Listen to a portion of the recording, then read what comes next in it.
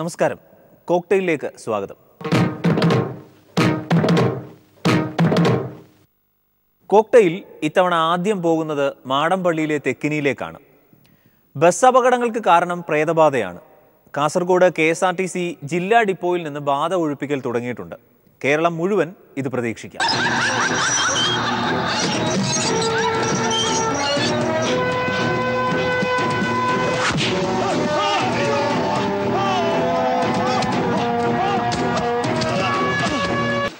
കാഞ്ഞിരപ്പലകയിൽ ബാധ ആവാഹിച്ച മേപ്പാടൻ ഒരു ക്രിയ നടത്തിയെങ്കിലും ഡിപ്പോയിലെ ഇളമുറക്കാർ ഇന്നും ഭയഭക്തിയോടെ ആചാരങ്ങൾ പിന്തുടരാറുണ്ട്.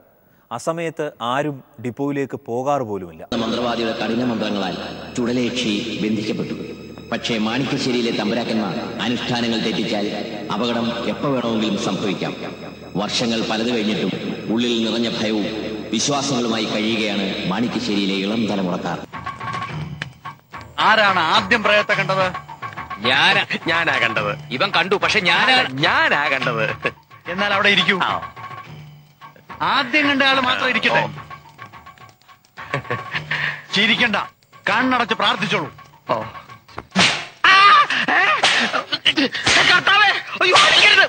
ഇറങ്ങി വാടി. ഞാൻ എടിയല്ലേ, എടായാണ്. ഇറങ്ങ്. എങ്ങോട്ട് ഇറങ്ങാൻ? പോകോ പോകോ. ഇവൻ മാത്രമാണ് കണ്ടത്. ആദ്യം കണ്ടത് അബദ്ധമായോ? പിടിക്കവനെ, പിടിച്ചു നിർത്ത്. ഈ ബാധയെ പിടിച്ചു നിർത്ത്.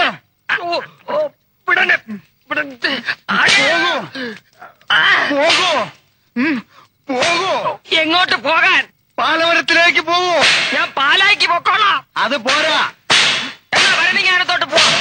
പാലമരത്തിലേക്ക് തന്നെ പോണം. മരത്തിൽ കയറാൻ തണുപ്പില്ല. വാ. മുണ്ട് എന്റെ മുണ്ട് പോകോ. പാലമരത്തിലേക്ക് തന്നെ പോ. അതെന്റെ തന്തയോട് പറ. നിന്നെ ഞാൻ തളയ്ക്കൂടി. എന്റെ കർത്താവേ, നീ ഇത് കാണുന്നില്ലേ? ബാധ പോകുന്നുണ്ടോ? ബോധം പോകുന്നുണ്ട്. ഇപ്പൊ പോയി. തകർച്ചയിലേക്ക് കുതിക്കുന്ന KSRTCക്ക് ഈ കാസർഗോഡ് മോഡൽ സ്വീകരിക്കാവുന്നതാണ്. ജീവനക്കാർ ശമ്പളവും പെൻഷനും ആവശ്യപ്പെടുമ്പോൾ പ്രേതബാധയാണ്, ആ ഭാഗത്തേക്ക് പോകരുതെന്ന് പറഞ്ഞ് ഭയപ്പെടുത്തി നിർത്താം. ഞാൻ ശങ്കരൻ തമ്പി.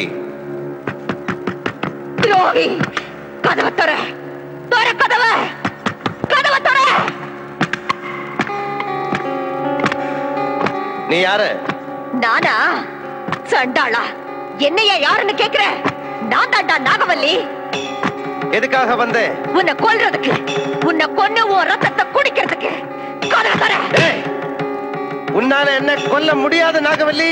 கொல்லுவேன், கண்டிப்பா கொல்லுவேன். வரப்போற துர்காஷ்டமி அன்னைக்கு நான் உன்னை கொல்லுவேன். அப்பத்தான் என் ஆத்திரம் அடங்கும். அப்ப துர்காஷ்டமி அன்னைக்கு வா. இப்ப போ நாகவல்லி, போ. போறேன், இப்ப போறேன். நிச்சயமா திரும்பி வருவேன். உன்னை கொல்வேன், உன் ரத்தத்தை குடிப்பேன். തിരുവനന്തപുരത്ത് ഒരു കോൺഗ്രസ് സ്ഥാനാർത്ഥിയായിരുന്ന സതീകുമാരിയുടെ മുടി എതിരാളികൾ മുറിച്ചെടുത്തുവെന്ന പരാതി ഏറെ കോളിളക്കം ഉണ്ടാക്കിയിരുന്നല്ലോ. പക്ഷേ 8 നിലയിൽ പൊട്ടിയപ്പോൾ ചമ്മൽ മറയ്ക്കാൻ സതീകുമാരി തന്നെ മുടി മുറിച്ചതാണ് എന്ന് പോലീസിന്റെ അന്വേഷണ റിപ്പോർട്ട്. ഇപ്പോൾ ശരിക്കും ശശിയായത് സുധീരൻ സാറാണ്.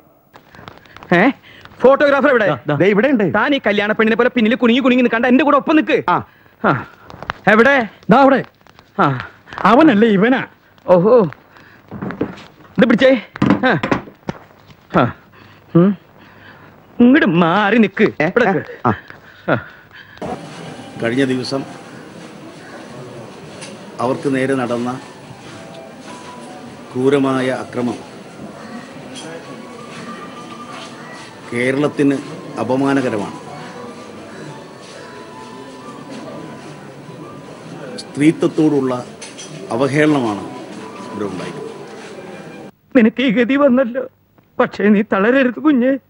KDPയെ നശിപ്പിക്കാൻ ബോംബെറിഞ്ഞും അല്ലാതെയും ശ്രമിച്ചുകൊണ്ടിരിക്കുന്ന പാർട്ടിയാണ് KRP. നമ്മൾ അടങ്ങിയിരിക്കുമെന്ന് കരുതണ്ട. കേരള വിദ്യാർത്ഥി യൂണിയന്റെ പ്രവർത്തക ആയി പൊതുരംഗത്ത് വന്ന് യൂത്ത് കോൺഗ്രസിൻ്റെയും കോൺഗ്രസിൻ്റെയും പ്രവർത്തനങ്ങളിൽ സജീവമായി ഗാന്ധി മിത്രമണ്ഡലം പോലെ പൊതുവേദികളിൽ സാമൂഹ്യ പ്രവർത്തന രംഗത്ത് സജീവമായി പ്രവർത്തിക്കുന്ന ഈ സഹോദരിയെ കോൺഗ്രസ് സ്ഥാനാർത്ഥിയായി തെരഞ്ഞെടുപ്പിൽ മത്സരിച്ചുപോയി എന്നതിൻ്റെ പേരിൽ അക്രമികൾ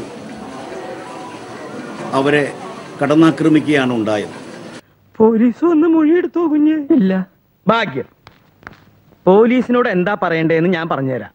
ഞങ്ങൾ സമാധാനപരമായിട്ട് ജാഥ നടത്തുമ്പോൾ പഞ്ചായത്ത് പ്രസിഡന്റ് വിനോദിനിയും KRPയുടെ മറ്റ് പ്രവർത്തകരും ഞങ്ങളുടെ നേർക്ക് ബോംബ് എറിഞ്ഞു. അതിന് ആ സമയത്ത് അവർ പഞ്ചായത്ത് ഓഫീസിനകത്തല്ലായിരുന്നോ? ചോദ്യം ചോദിക്കണ്ട, ഞാൻ പറയുന്നത് പോലെ പോലീസിനോട് പറഞ്ഞാൽ മതി.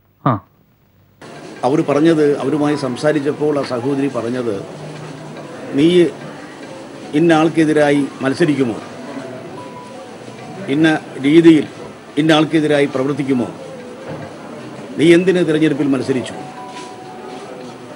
എന്ന് ചോദിച്ചുകൊണ്ട് അവരെ ശരീരത്തിൽ ക്രൂരമായി മർദ്ദിക്കുകയും അതോടൊപ്പം തന്നെ ഒരു സ്ത്രീ ഏറ്റവും വിലമതിക്കുന്ന അവരുടെ മുടി അത് എല്ലാം മുറിച്ചു കളയുകയും അത് മുറിച്ചു കളയാൻ ശ്രമം നടത്തുകയും കുറേ മുടി മുറിച്ചു കളഞ്ഞു. തന്നെയല്ല, സ്ഥാനാർത്ഥിയായി മത്സരിച്ചതിൻ്റെ പേരിൽ ഇവരെ മൊട്ടയടിച്ച് വിടണം, പെട്രോൾ ഒഴിച്ച് കത്തിക്കണം എന്നൊക്കെ പറഞ്ഞുകൊണ്ട് ഇന്ന ആളുകൾക്കെതിരായി നിൽക്കുമോ, ഇന്ന ആളുകൾക്കെതിരായി മത്സരിക്കുമോ എന്ന ചോദ്യം ചോദിച്ചുകൊണ്ടാണ് ആ സഹോദരിക്ക് നേരെ ഇത്ര ക്രൂരമായ ആക്രമണം നടത്തിയിട്ടുള്ളത്. ഒരു കാരണവശാലും ഇത്തരം ആക്രമണങ്ങളെ വെച്ചുപൊറിപ്പിക്കാനാവില്ല. മൊത്തം അങ്ങോട്ട് പോരാ, കുറച്ചുകൂടെ ഭീകരത ഉണ്ടായിരുന്നെങ്കിൽ. ഏതായാലും സാരില്ല, ഫോട്ടോ എടുത്തോളൂ.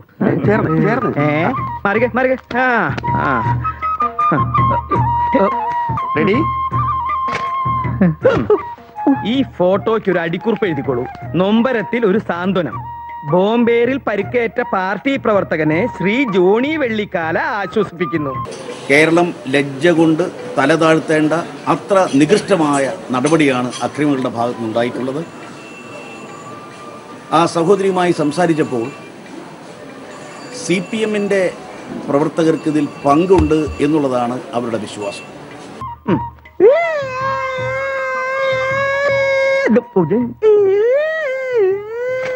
ഓക്കെ, ഇതിന്റെ അടിക്കുറിപ്പ്: പരിക്കേറ്റ പാർട്ടി പ്രവർത്തകനെ കണ്ട് വെള്ളിക്കാല പൊട്ടിക്കരയുന്നു. ശ്രീ വെള്ളിക്കാല. അതവർ പരാതിയിൽ ഉന്നയിച്ചതായി പറഞ്ഞിട്ടുണ്ട്. ഏതായാലും ഇതേ സംബന്ധിച്ചിടത്തോളം വളരെ ഫലപ്രദമായ ഇൻവെസ്റ്റിഗേഷൻ നടത്തി കുറ്റവാളികളെ കണ്ടെത്തുകയും നിയമത്തിൻ്റെ മുന്നിൽ കൊണ്ടുവരികയും അവർ മാതൃകാപരമായി ശിക്ഷിക്കപ്പെടുകയും വേണം. അതോടൊപ്പം തന്നെ ഒരു രാഷ്ട്രീയ പ്രസ്ഥാനം, ഉത്തരവാദപ്പെട്ട രാഷ്ട്രീയ പ്രസ്ഥാനം എന്നുള്ള നിലയിൽ CPMന്റെ പ്രവർത്തകർക്ക് നേരെ ഉന്നയിക്കപ്പെട്ട ഈ ആക്ഷേപങ്ങളെ സംബന്ധിച്ച്, ഈ പരാതിയെ സംബന്ധിച്ച് അവർ പാർട്ടി തലത്തിൽ ഇതേക്കുറിച്ച് അന്വേഷിക്കണം. ഒരു ഭാഗത്ത് നിയമപരമായ നടപടികൾ ഏറ്റവും ശക്തവും ഫലപ്രദമായ രീതിയിൽ മുന്നോട്ട് പോകുമ്പോൾ തന്നെ പാർട്ടി തലത്തിൽ ഇതേക്കുറിച്ച് അന്വേഷിച്ച് പാർട്ടി പ്രവർത്തകരുടെ പങ്ക് എന്ത് എന്നുള്ളതിനെ സംബന്ധിച്ച് അന്വേഷിച്ച് ഉത്തരവാദികളുടെ പേരിൽ സംഘടനാപരമായ നടപടി കൂടെ സ്വീകരിക്കാനുള്ള ബാധ്യത അവർക്കുണ്ട്. അതുകൊണ്ട് ഈ സംഭവത്തിൽ ശക്തമായിട്ടുള്ള പ്രതിഷേധവും അമർഷവും ജനങ്ങൾക്കുണ്ട്. ജനവികാരം വളരെ ശക്തമായി ഉയർന്നു വന്നിട്ടുണ്ട്. അതുകൊണ്ട് ഈ കാര്യത്തിൽ മാതൃകാപരമായ നടപടി പോലീസിന്റെ ഭാഗത്തുനിന്ന് ഉണ്ടാകേണ്ടതായിട്ടുണ്ട്. പോലീസ് വന്ന് മൊഴിയെടുത്തോ കുഞ്ഞ്? ഇല്ല. ഭാഗ്യം. പോലീസിനോട് എന്താ പറയണ്ടേന്ന് ഞാൻ പറഞ്ഞുതരാം. ഒരു കാരണവശാലും കേരളത്തിൽ സംഭവിക്കാൻ പാടില്ലാത്ത നടപടിയാണിത്. അതുകൊണ്ട് തന്നെ ഇത്തരം സംഭവങ്ങൾ ആവർത്തിക്കാതിരിക്കുന്നതിന് ആവശ്യമായ നടപടികൾ പോലീസിന്റെ ഭാഗത്തുനിന്ന് സ്വീകരിക്കുകയും കുറ്റവാളികൾ ശിക്ഷിക്കപ്പെടണം. നിർബന്ധമായും കുറ്റവാളികൾ ശിക്ഷിക്കപ്പെടണം. ഒരു കുറ്റവാളി പോലും രക്ഷപ്പെടണം. ആളെ വേണ്ടത്ര പരിചയമില്ലാന്ന് തോന്നുന്നു. ലോകപ്രസിദ്ധനാ തനി രാവണൻ. 10 തലയാ ഇവന്. പ്രശസ്തനായ മനഃശാസ്ത്രജ്ഞൻ ബ്രാഡ്ലി ഇവന്റെ പ്രൊഫസറായിരുന്നു. കേരള പ്രദേശ് കോൺഗ്രസ് കമ്മിറ്റി വളരെ ഗൗരവത്തോടു കൂടിയാണ് ഈ സംഭവങ്ങളെ കാണുന്നത്. കേരള പ്രദേശ് കോൺഗ്രസ് കമ്മിറ്റിയുടെ ധാർമ്മികമായ പിന്തുണ ആ സഹോദരിക്ക് ഉണ്ട്. അവരോട് ഐക്യദാർഢ്യം പ്രഖ്യാപിച്ചിട്ടുണ്ട്. കേരളത്തിന് അപമാനം വരുത്തി വെച്ച ഈ സംഭവം, അങ്ങേയറ്റം അപലപനീയമായ ഈ സംഭവം ഒരു കാരണവശാലും അതിൻ്റെ കുറ്റവാളികൾ രക്ഷപ്പെടാൻ പാടില്ല.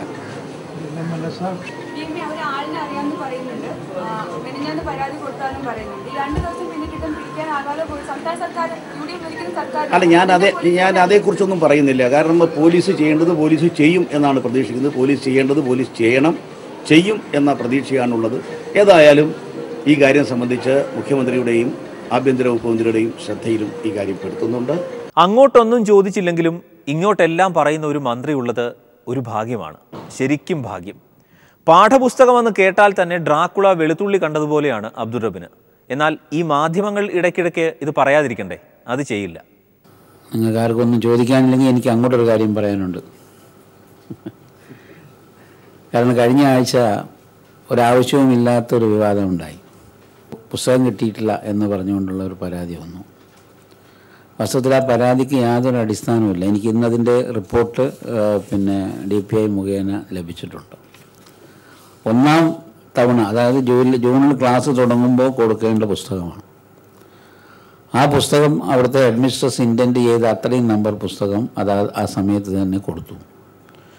പുസ്തകം കൊടുക്കാൻ ചുമതലപ്പെടുത്തിയ KBPS എല്ലാ പുസ്തകങ്ങളും കൊടുത്തതിന് ശേഷം എവിടെയെങ്കിലും പുസ്തകങ്ങൾ കിട്ടിയിട്ടില്ലെങ്കിൽ അറിയിക്കണം എന്ന് പറഞ്ഞിട്ടുള്ള ഒരു അറിയിപ്പും അതനുസരിച്ചുള്ള സൈറ്റ് കോഡ് ഇതെല്ലാം കൊടുത്തു. അന്നൊന്നും ഒരു പരാതിയും ഈ ഹെഡ്മിസ്ട്രസിൻ്റെ ഭാഗത്തുനിന്ന്, ഈ സ്കൂളിൻ്റെ ഭാഗത്തുനിന്നും ഉണ്ടായില്ല. ഇപ്പോൾ നവംബറിൽ നമ്മൾ രണ്ടാം വോള്യമായിട്ട് കൊടുക്കുന്ന പുസ്തകങ്ങളുടെ വിതരണവും കഴിഞ്ഞു. എന്തിനാണ് പാഠപുസ്തകം? എന്തിനാണ് പാഠപുസ്തകം? അല്ല, ചുമക്കാൻ. ഏറ്റവും കൂടുതൽ പുസ്തകങ്ങൾ ചുമക്കുന്നവൻ ഏറ്റവും നല്ല വിദ്യാർത്ഥി. വാസ്തവത്തിൽ ഈ പുസ്തകം രണ്ടാമത് അവിടെ അഡീഷണലായിട്ട് വന്ന് ചേർന്ന കുട്ടികൾക്ക് വേണ്ടിയുള്ള പുസ്തകമാണ്. ആദ്യം ഇൻറ്റൻറ്റ് കൊടുത്ത പുസ്തകം മുഴുവൻ കൃത്യസമയത്ത് തന്നെ സപ്ലൈ ചെയ്തു. അതിനുശേഷം വന്ന് ചേർന്ന കുട്ടികളുടെ പുസ്തകത്തിനുള്ള ഇൻറ്റൻറ്റ് ആ ഹെഡ്മിസ്ട്രസ് കൊടുത്തിട്ടില്ല. എന്തിനാണ് പാഠങ്ങൾ? എന്തിനാണ് പാഠങ്ങൾ? ഗ്രഹപാഠം ചെയ്യിക്കാൻ. പലതും മറയേണ്ടിയിരിക്കുന്നു, പലതിനെയും മാറ്റേണ്ടിയിരിക്കുന്നു. അതുകൊണ്ട് തന്നെ അത് കൊടുക്കാൻ കഴിഞ്ഞില്ല എന്ന് AEOയുടെ റിപ്പോർട്ടുമുണ്ട്.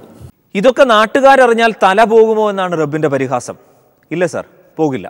ഏറ്റെടുക്കുന്നതെല്ലാം അങ്ങ് കുളമാക്കുമെന്ന് ഉറപ്പുള്ള മലയാളികൾക്ക് ഇപ്പോൾ ഇതൊരു ശീലമാണ്. അവരാരും ആ ഭാഗത്തേക്ക് ചിന്തിക്കാറേയില്ല. എന്തിനാണ് വിദ്യാഭ്യാസം? അപ്പോൾ ഇൻറ്റൻറ്റ് കിട്ടാതെ കൊടുക്കാൻ കഴിയില്ല. ഇൻറ്റൻറ്റ് കൊടുത്തു എന്ന് അവർ പറയുന്നു, പക്ഷേ അതിന് അവരുടെ കയ്യിൽ രേഖയില്ല. ഒരു സ്കൂൾ പുസ്തകത്തിന് വേണ്ടി ഇൻറ്റൻറ്റ് കൊടുക്കുമ്പം രേഖ എന്തായാലും ഉണ്ടാവുമല്ലോ, രേഖയില്ല. അപ്പം അതിനർത്ഥം ഹെഡ്മിസ്ട്രസ് പൂർണ്ണമായ രീതിയിൽ അവിടെ രാഷ്ട്രീയം കളിച്ചു എന്നുള്ളതാണ്. ഗവൺമെൻറ്റിനെ ചീത്തപ്പേരുണ്ടാക്കാൻ വേണ്ടി കരുതി കൂട്ടി തന്നെ ചെയ്തു എന്നുള്ളതാണ് മനസ്സിലാകുന്നത്. കുറച്ച് കുട്ടികളെ പറഞ്ഞ് പഠിപ്പിച്ചതുപോലെ അവരും വന്ന് നിന്ന് ക്ലാസ് കിട്ടിയില്ല, കുട്ടികൾ ഫോട്ടോസ്റ്റാറ്റ് എടുത്താണ് പഠിച്ചത് എന്നൊക്കെയുള്ള രീതിയിലുള്ള കമൻസ് അതിൽ വന്നു.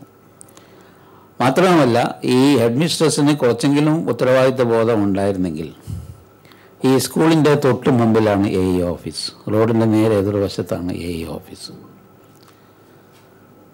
ആ ഓഫീസിലൊന്ന് പോയി AEOയൊക്കെ സന്ദർശിച്ചാൽ എങ്ങനെ ഇവിടെ 12 കുട്ടികൾക്ക് പുസ്തകം കിട്ടിയിട്ടില്ല എന്ന് പറഞ്ഞിരുന്നെങ്കിൽ അന്ന് തന്നെ പുസ്തകം കൊടുക്കാനുള്ള ഏർപ്പാടുകൾ ചെയ്യാമായിരുന്നു. അതും അവർ ചെയ്തിട്ടില്ല. അപ്പോൾ അതുകൊണ്ട് ഇന്ന് കിട്ടിയ റിപ്പോർട്ടിൻ്റെ അടിസ്ഥാനത്തിൽ കർശനമായ നടപടികൾ ഗവൺമെൻറ് സ്വീകരിക്കുന്നതാണ്. അതിന് DPIയോട് അഭ്യർത്ഥിച്ചിട്ടുണ്ട്. ഞാൻ ആവശ്യമുള്ള വിവാദമാണോ? അതെ, അത് വാങ്ങിച്ചു കൊടുക്കാനുള്ള ഉത്തരവാദിത്വം ആർക്കാണ്? അതെ, അഡ്മിനിസ്ട്രേഷൻ. ഓ, എപ്പോഴാണ് ഞാൻ എന്ത് പറയുന്നതും അല്ലല്ല, നിങ്ങളങ്ങനെ വാദിക്കേണ്ട കാര്യമില്ല അതിൽ. അതെ, ഇവിടെ കരുതി കൂട്ടി ഗവൺമെന്റിനെയും പാഠപുസ്തക വിതരണത്തിലുള്ള കാര്യങ്ങളെയും ചെറുതാക്കി കാണിക്കാനും തെറ്റായി ചിത്രീകരിക്കാനുമാണ് ചാനൽ അത് ചെയ്തിട്ടുള്ളത്. അത് 100% ഉറപ്പാണ്. അതെ, റിപ്പോർട്ട് ചെയ്യുന്ന എപ്പോഴാണ് ചെയ്യേണ്ടത്? ജൂലൈയിൽ കിട്ടാത്ത പുസ്തകത്തിന് നവംബറിലല്ല ചെയ്യേണ്ടത്. നിങ്ങളോട് നേരിട്ടുള്ള വാദപ്രതിവാദത്തിൽ ഞാനിവിടെ ഇരിക്കുന്നില്ല. അതല്ല, അനാവശ്യമായ വിവാദമാണ് ഞാൻ ഇപ്പോഴും പറയുന്നത്.